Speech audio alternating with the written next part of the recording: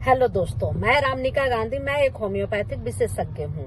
आज मैं बात करूंगी इरेक्टाइल डिसफंक्शन के बारे में। इरेक्टाइल डिसफंक्शन आजकल पुरुषों में बहुत ज्यादा देखने को मिलता है और हर 10 में से 8 व्यक्ति इस समस्या से जूझ रहे होते हैं। इसकी बहुत सारी वजह हो सकती है।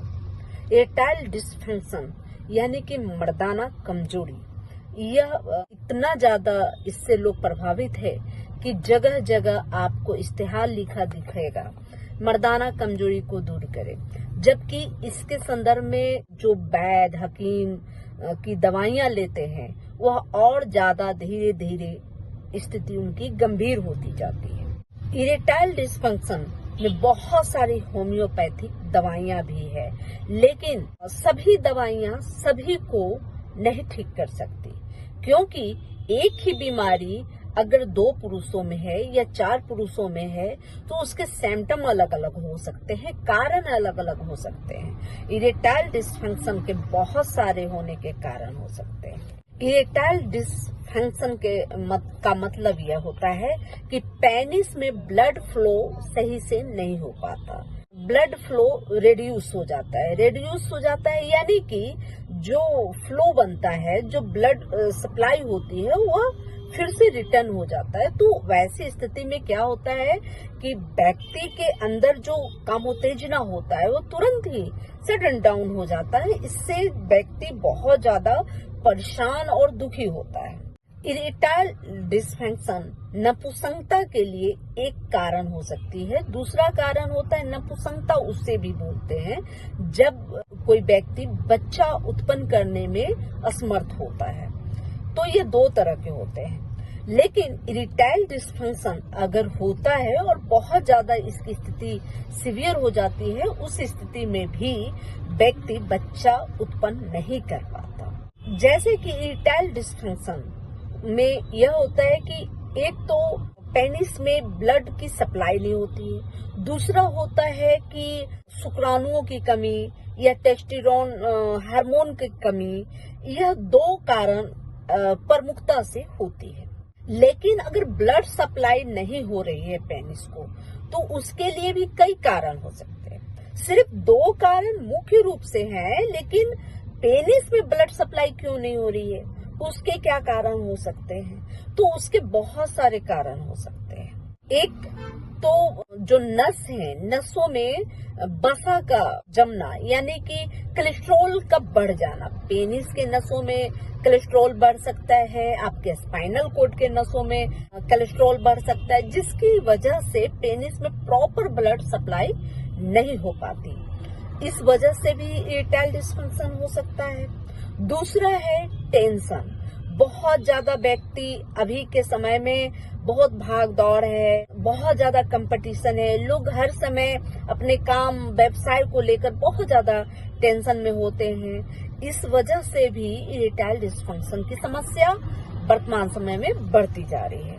तीसरी समस्या होती है कामोत्तेजना की कमी हो जाना, यानी सेक्स की इच्छा बिल्कुल खत्म हो जाना, बिल्कुल नहीं करना, या टेस्टोस्टेरोन हार्मोन का कम हो जाना, शुक्राणुओं का कम हो जाना। यह स्थिति जब होती है तो वह भी बहुत ज्यादा स्थिति खराब कर देती है। चौथा कारण है नर्व का डैमेज होना, और नर्व का डैमेज होना वर्तमान समय में बहुत ज्यादा देखा गया है। जितने भी नपुंसकता के जो मरीज हैं, जो इरेक्टाइल डिसफंक्शन के मरीज हैं, उसमें 80% लोगों में यह समस्या देखने को मिलती है। और नर्व डैमेज होने के बहुत सारे कारण हैं, जैसे लंबे समय तक आपको डायबिटीज रहना, लंबे समय तक हाई ब्लड प्रेशर रहना, या साइटिका का प्रॉब्लम होना, या साइटिका का ऑपरेशन कराना, या स्लिप डिस्क की समस्या होना, या लोकल इंजरी जैसे कि मस्टरबेशन करते रहना, बहुत ज्यादा मस्टरबेशन करना, हस्तमैथुन करना।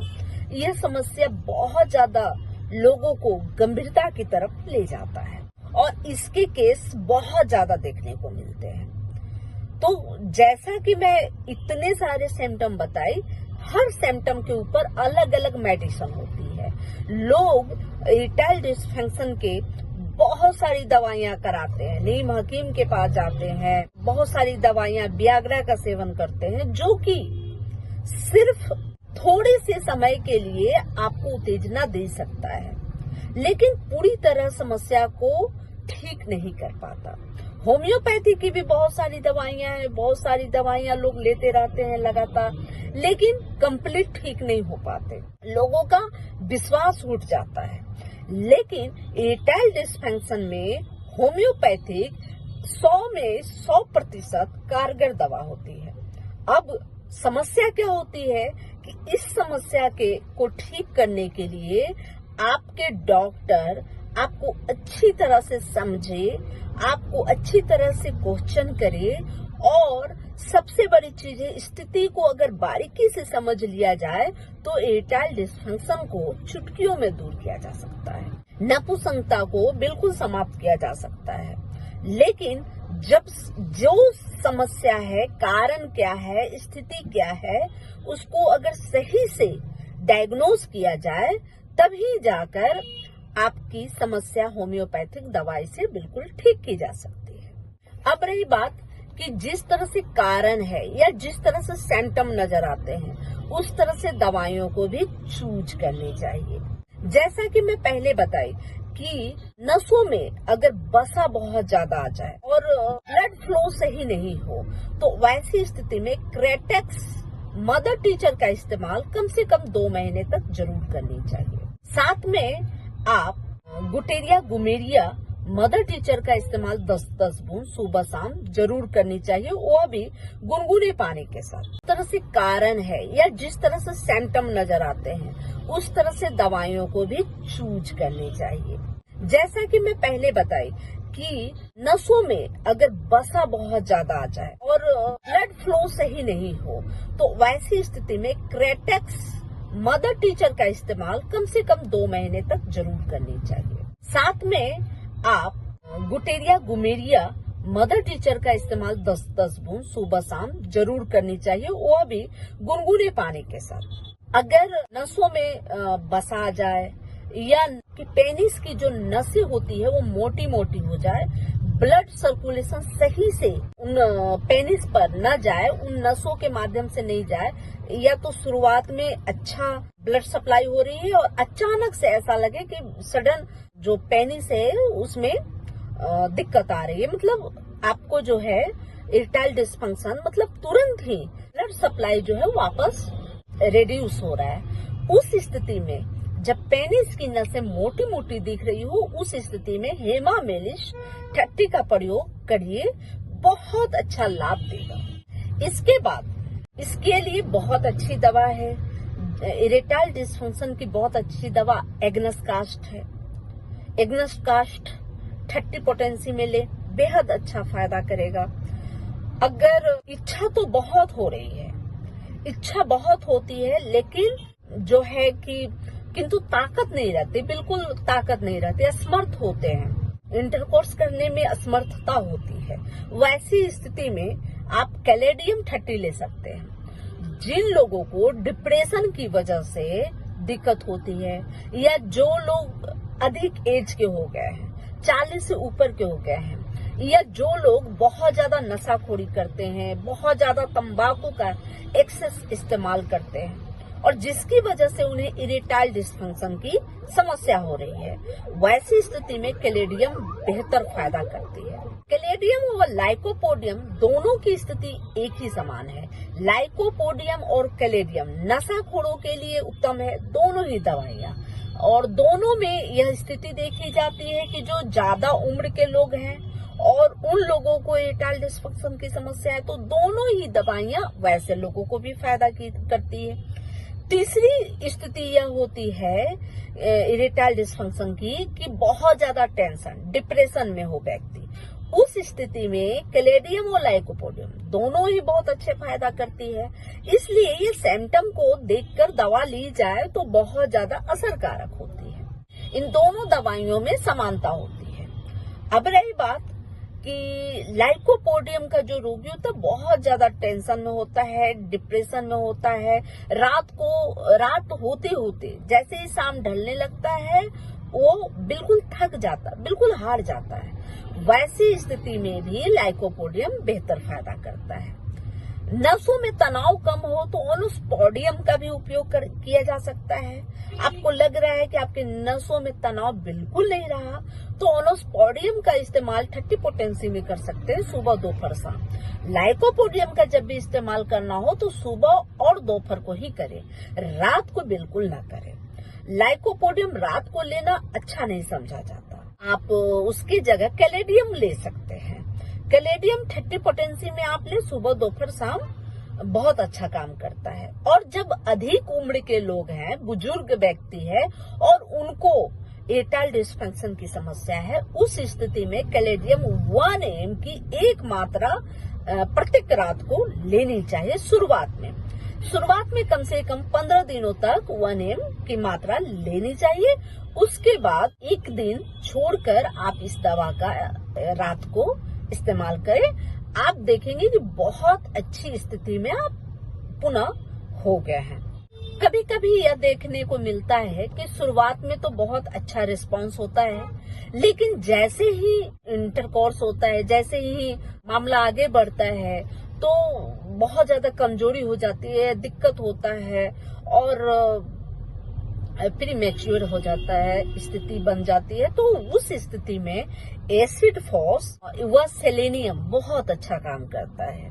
जो कमजोरी आती है, दिक्कत आती है, उसमें सेलेनियम बेहतर फायदा करता है। सेक्सुअल फोरप्ले के दरमियान अगर तुरंत ही आपको डिस्चार्ज हो जाए तो वैसी स्थिति में नूफर लुटिया मदर टीचर वो सेलेनियम लेने से बहुत ज्यादा फायदा देता है।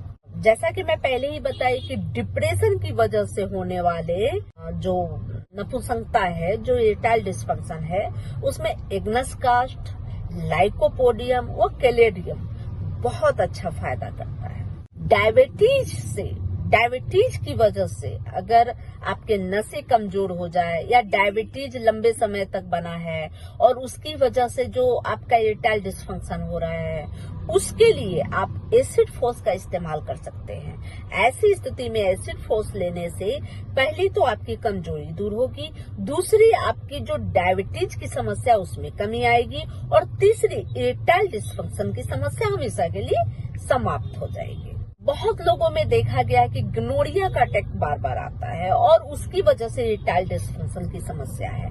ऐसे लोगों में एग्नस कास्ट बहुत अच्छी दवा है और 30 पोटेंसी लेनी चाहिए। बचपन में जो गलतियां हुई है, मस्टरबेशन किया गया है, तो वैसी स्थिति में एवेना सेटाइवा मदर टीचर का इस्तेमाल करना चाहिए। एगल फोलिया मदर टीचर का इस्तेमाल करना चाहिए। वैसी स्थिति के लिए बेहतर अच्छी दवा है जो लोग बहुत ज्यादा मस्टरबेशन करके लोकल इंजरी ले चुके हैं। क्योंकि हमारे हाथों का जो स्किन होता है वो सख्त होता है। मस्टरबेशन करते हुए जो हमारे पेनिस का छोटा छोटा नर्व होता है उसमें डैमेज हो जाता है, बहुत ज्यादा घर्षण से डैमेज हो जाता है और उस डैमेज की वजह से बहुत सारी समस्याएं होती है। सिर्फ इरेक्टाइल डिस्फंक्शन ही नहीं बल्कि और भी बहुत तरह की समस्याएं होती है। ऐसे में Avena sativa mother tincture, Aegle folia mother tincture बेहद अच्छा कारगर दवा है। कभी कभी देखा गया है कि आपको बिल्कुल नपुंसकता है, आपकी सेक्स की इच्छा ही नहीं है, कामोत्तेजना ही नहीं बनती, और ऐसी स्थिति के लिए तब यह संभव होता है जब आपके टेस्टोस्टेरोन हार्मोन कम हो जाते हैं या शुक्राणु कम बनते हैं।